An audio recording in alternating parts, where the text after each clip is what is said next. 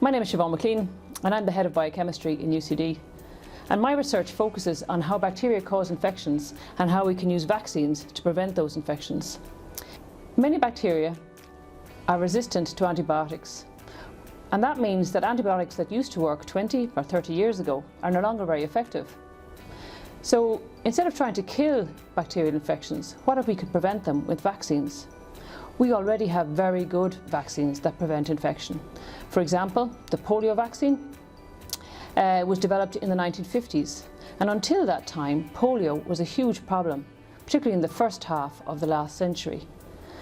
It used to kill about 30% of people that got the infection. And not only that, it caused a lot of nerve damage. But because we have a very effective vaccine against polio now, that infection is only present in 2 countries in the world today. Not only that, we think, or it's estimated that 16 million people are walking in the world because of a really effective, safe polio vaccine. So in my research group, there are 7 of us that are all focused on getting good, safe vaccines for bacterial infections. These would be people who have a degree in microbiology or biochemistry or immunology. And together we work on trying to find vaccines to protect people from infections against bacteria that have really high levels of antibiotic resistance. So how do vaccines work? Well, basically what we do is we can give a small part of a bacteria or a virus to people, and we trick the immune system into thinking that it's the actual bacterial infection or the viral infection. And so the immune system sees this piece of the bacteria or the virus and starts to build up a response to protect the person against the infection. It sees the molecule as something that's dangerous and can develop a fight response. And so when the person encounters the infection again, they will see that infection as foreign and they will mount a very strong immune response to it. Bacteria have a number of hooks on their surface, a bit like this ball. And the bacteria use these hooks to attach to lung cells. And so what we try and do is we try and work out what these hooks are, because if we know what these hooks are, we can then make these hooks in a very safe way, and we can treat someone with the hooks, and the immune system thinks that it's getting the infection.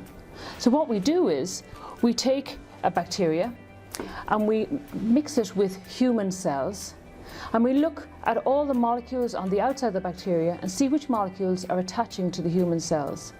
And we can then make those molecules in a very safe way and trick the immune system into thinking that they are seeing the bacteria when they're actually only being exposed to these hook molecules. Once we know what the hooks are, we can make them safely. And a similar method is being used for COVID-19. So COVID-19 also has hooks on its outside. They're referred to as spike protein. And the current vaccines for COVID-19 that are currently in clinical trials, most of them, or certainly a lot of them, are based on the hook protein that COVID-19 uses to attach to the cells in the nose and the lungs and other cells in the body.